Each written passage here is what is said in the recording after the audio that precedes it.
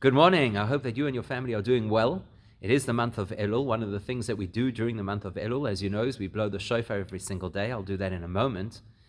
An interesting thing about the shofar is that it's a very basic primal sound. It's almost an animal sound, which is not surprising because it does come from an animal. More interestingly than that, the mystics tell us that there are four classes of life form. The most sophisticated life form is human.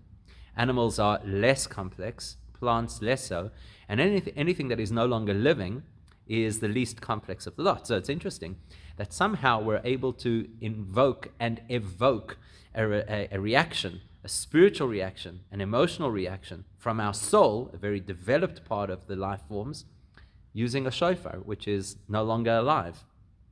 And there's something really important to learn from that, which is in Judaism, sometimes it's the most basic of things, the simplest of things, the things that people perhaps overlook that could have the most profound effects on us. So in the same way as everybody knows, when you start to blow the shofar, you get chills on your spine, and you know that something's happening and it awakens your neshama and you feel some kind of an inspiration. And yet, what is it? It's just this really simple, not even fully musical sound.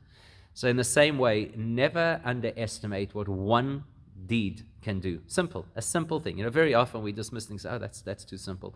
I don't believe it would have a profound effect on me. I need something major and mega to happen in order to wake me up. It's not necessarily the case. It's often the simple, ordinary things that really wake us up. Have a wonderful day. Stay safe and stay sane.